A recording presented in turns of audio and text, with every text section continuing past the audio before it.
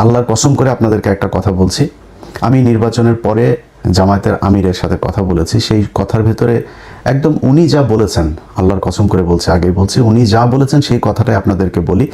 ওনার মুখ দিয়ে বললে হয়তো আপনাদের বিশ্বাস নাও হতে পারতো। আমি ওনাকে জিজ্ঞেস করেছিলাম যে আপনারা নির্বাচনের দিন যখন সন্ধ্যার পরে বিভিন্ন কেন্দ্রে ভোট গণনা শুরু হওয়ার পরে আমরা প্রথম দিকে দেখলাম যে সবগুলো আসনে সবগুলো কেন্দ্রের ভোট যখন ফলাফল প্রকাশ হচ্ছে তখন দেখা যাচ্ছে যে দাঁড়িপাল্লার ভোট বেশি।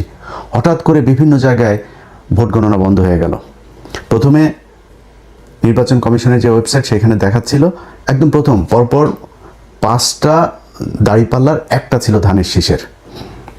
তো সম্ভবত টাঙ্গাইল 5 বা কোনো একটা আসনের ফলাফল দেখাচ্ছিল যে ধানের শীষের, আর সবগুলো দাঁড়িপাল্লার। এখন এই সময় এসে নির্বাচনের ফলাফল ঘোষণা করা বন্ধ হয়ে গেল। তো বন্ধ হওয়ার পরে যখন কিনা আপনি করলেন, একসাথে কয়েকটা কেন্দ্রের কয়েক ঘন্টা পরে আপনি দিলেন, 2-3 ঘন্টা থেমে থেকে তারপরে হঠাৎ করে একসাথে, যেমন তারেক রহমানের যে আসনটা খালিদুজ্জামান ভাই যেখানে দাঁড়িয়েছিল, খালিদুজ্জামান যখন কিনা সম্ভবত 17টা না কয়টা আসনের ফলাফল তারা একসাথে রিটার্নিং অফিসার আপনার সাইন করে দিয়ে দিয়েছেন যে এটার আলাদা কোনো খবর নাই যে কোন কেন্দ্রে কতটুকু। যেটা আমি নির্বাচনের আরও 1 সপ্তাহ আগে থেকে বারবার বলছিলাম যে কারচুপি যেটা হতে পারে, এই যে বলা হয় মানে আধ্যাত্মিক কথাবার্তা বলা হয়, ভারত আমাদের এখানে জোর করে বসায় দেওয়া যায়, ভারত যা চায় তাই হয়, আমেরিকা যা চায় তাই হয়, এটা আমি মানি না, এটা আমি মানতে চাইও না, ভবিষ্যতেও মানবো না যে তারা এসে তারপরে ওই কালো জাদু করে তারপরে কাউকে ভোট বেশি পাওয়াই দেয়। এটা আমাদের দেশের যে ইঞ্জিনিয়ারিং যে মেকানিজম সেটার মাধ্যমেই এটা করা হয়। তো সেটা কিভাবে করা হয়, ধরেন আপনি ফলাফল ভোট হয়েছে এক রকমের, আর রিটার্নিং অফিসারের অফিসে যখন যায় তখন রিটার্নিং অফিসার ঘোষণা দেয় আরেক রকম। এই জন্যই আমি বারবার বলেছিলাম যে প্রতিটা কেন্দ্রের ফলাফল, কেন্দ্রে যারা থাকবে এজেন্টরা, তারা ওই কেন্দ্রের ফলাফল ঘোষণা করে তারপরে এই কেন্দ্র ছাড়বে। কিন্তু জামাত ইসলামের বিভিন্ন জায়গাতে এই অভিযোগটা আমি নিজেও পেয়েছি যে জামাতের ধরেন এক জায়গায় আমি জামাতের একজনকে জিজ্ঞেস করছিলাম এই যে কি বলে মামুনুল হকের কেন্দ্রে, তো মামুনুল হক হুজুরের এই কেন্দ্রটাতে আমি 100% গ্যারান্টি দিয়ে বলতে পারি যে উনি পাশ করেছিলেন, বপি হাজ্জাজ এখানে পাশ করেন নাই, কিন্তু ওনার এখানে এজেন্ট নাই। পরে আমি জিজ্ঞেস করলাম যে এই কেন্দ্রটাতে এজেন্ট ছিল না, পরে উনি খোঁজ নিয়ে আমার জানালেন যে ওইখানে একজন নারী এজেন্ট ছিল, তিনার ছোট বাচ্চা ছিল, তিনি চলে গিয়েছেন। আরেক জায়গায় একজন গিয়েছিলেন নামাজে, ওই ফাঁকে যা করার করে ফেলেছে। সো আপনাকে এই প্রিপারেশন রাখতে হবে যে এমন একজনকে দিতে হবে যে 24 ঘন্টা থাকতে পারবে, যতক্ষণ দরকার হয় এই ফল বের না হওয়া পর্যন্ত তাকে থাকতে হবে।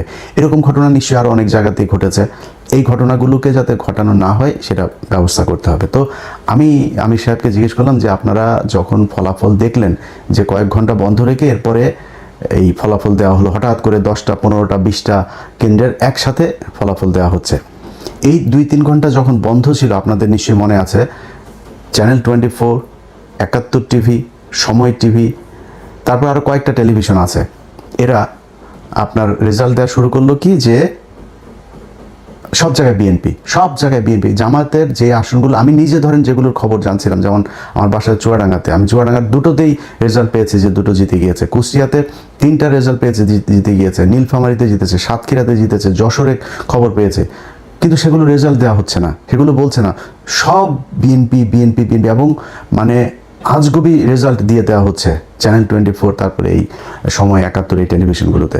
তা আমি সাহেবকে বললাম যে আপনারা এই সময়টাতে আপনারা কোনো প্রতিবাদ করলেন না কেন? যখন দেখলেন যে আপনাদের রেজাল্ট আর দেওয়া হচ্ছে না, ওই জায়গাতে আপনাদের উচিত ছিল। ঢাকা 8 মির্জা আব্বাস কখনোই পাশ করে নাই। মির্জা আব্বাসের এখানে কি হয়েছে সেটা বাংলাদেশের সব মানুষ দেখেছে, যে বিএনপি করে সেও জানে কিভাবে পাশ করানো হয়েছে তাকে। তো এই জায়গাগুলোতে তো আপনারা যখন দেখলেন যে ঠিক আছে ঢাকা 13 আমার শেষ, 13 পুরো এস্টাবলিশমেন্টটা আপনি 14 নিয়ে যেতে পারতেন, 11 নিয়ে যেতে পারতেন, 8 নিয়ে যেতে পারতেন, এটা করা হয় নাই কেন? যেমন নাহিদের আসনে জামাত ইসলামের বিশাল প্রস্তুতি ছিল, সেখানে কিন্তু কারচুপি করার সর্বোচ্চ চেষ্টা করা হয়েছে, শেষ পর্যন্ত পারে নাই। তো এখন এইখানে এগুলোতে করা হলো না কেন? মির্জা আব্বাসের আসনটাতে সেখানে যেখানে কোনো সিল মারা নাই, এক জায়গায় কালো দাগ আছে, তারা নিজের দাগ দিয়েছে, দাগ দিয়ে তারা বলেছে যে এটা এই পেয়েছে। নির্বাচন কমিশন সিদ্ধান্ত দিল যে যেখানে কালো দাগ পেপারের যে কোনো এক জায়গায় যদি নাকি থাকে, দাগ থাকে, সেটাই ধানের শীষ হিসাবে গণ্য করা হবে। কেন? ধানের শীষ ছাড়া কি আর কোনো মার্কা নাই ওইখানে? এটা করা হয়েছে। তো এই আমি যতটুকু, আমি আপনাদের কাছে সব কিছু বলছি না, কিন্তু আমি যতটুকু ভেতরে মানুষজনের সাথে কথা বলে বুঝেছি যে এই নির্বাচনটার আসলে এরকম একটা ফলাফল জামাতকেও আগে থেকেই বলে রাখা হয়েছিল যে আপনাদেরকে মেনে নিতে হবে।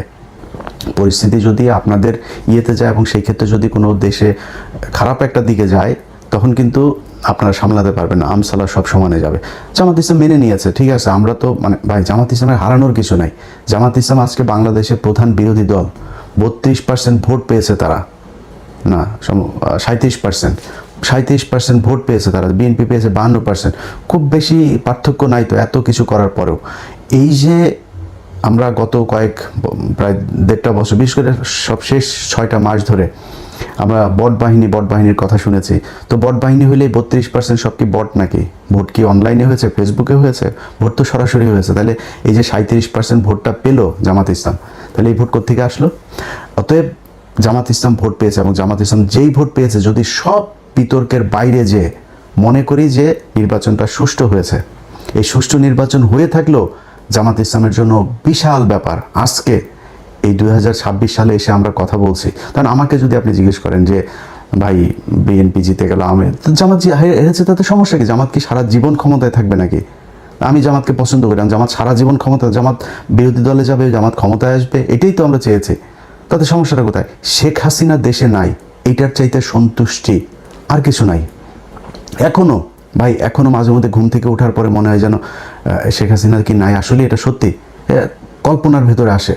তো আমার কথা হলো যে আপনারা যখন কিনা একসাথে রাজনীতি করেছেন, একসাথে জেল খেটেছেন, একসাথে গুম হয়েছেন, এখনো পর্যন্ত বিএনপির লোকজন আপনার খুঁজে পাওয়া যায় না। এরকম অনেক মানুষ আছে না? ইলিয়াস আলী কোথায় আমরা জানি না, চৌধুরী আলম কোথায় জানি না, এরকম অনেক মানুষ আছে যাদেরকে খুঁজে পাওয়া যায় না। এই যে যিনি এমপি নির্বাচন করেছেন তুলি, তিনার ভাই জানি না এখনো সে কোথায় আছে।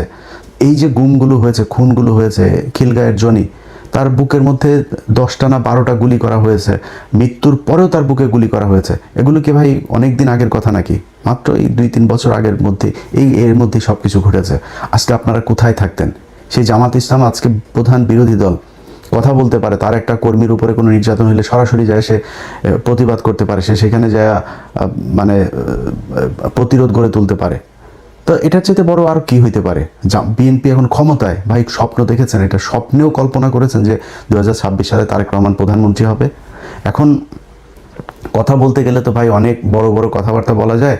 আমরা এই কথাবার্তা নিয়ে যদি তর্ক করতে চান, তর্ক করে পারবেন না। আমরা ওই যে 10 ডিসেম্বর আমরা দেখি না ইয়েতে আপনার যে মিটিংটা হইলো আপনাদের, শেষ পর্যন্ত নিয়ে গরুর হাটের মধ্যে নিয়ে করতে দিতে চেয়েছিল, আপনার জনসভা করতে দিতে চেয়েছিল, মনে আছে সেটা?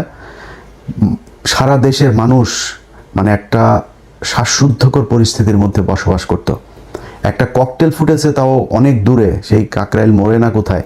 আপনার মহাসচিব পরবর্তী কর্মসূচি ঘোষণা না করে দৌড় দিয়েছিল, আবার ফের স্টেজে উঠে এসে এরপরে কর্মসূচি ঘোষণা করে তাড়াতাড়ি দৌড়। এটি তো আপনারা ভাই খালেদা জিয়ার বাসার সামনে বালুর ট্রাক সরাইতে পারেন নাই 1.5 বছর। এটাই তো আপনারা। খালেদা জিয়াকে জেলখানায় নিয়ে গিয়েছে, কিছু করতে পেরেছেন? কি করতে পেরেছেন? চিকিৎসা, এই যে মহিলাটাকে চিকিৎসা নিতে দেওয়া হয়নি, বাড়িতে ছিল তখন, তো জেলখানায় না, বাড়িতে ছিল, সেখান থেকেও তাকে বিদেশে নিতে দেওয়া হয়নি। কি করেছেন তার জন্য? মহিলা মারা গিয়েছে, এই তিলে তিলে ধুকে ধুকে তারপরে মারা গিয়েছে। সো এত বড় কথাবার্তা বলে লাভ নাই। এই দেশে আপনি রাজনীতি করবেন, বিরোধী দলে যাবেন, আবার ক্ষমতায় আসবেন, সরকারি দলে থাকবেন, বিরোধী দল আপনারা অনেকভাবে জ্বালাবে, সব ঠিক আছে, এটা পার্ট অফ পলিটিক্স। কিন্তু আওয়ামী লীগ যদি ক্ষমতায় আসে, আওয়ামী লীগ যখন আপনার বিরোধী দল বা আপনি বিরোধী দল আর আওয়ামী লীগ সরকারি দলে থাকে, ওই সময় পরিস্থিতি কি হয় সেটা আপনারা এই গত 15 বছরে দেখেছেন। অতএব এইটুকু দিয়েই চিন্তা করেন।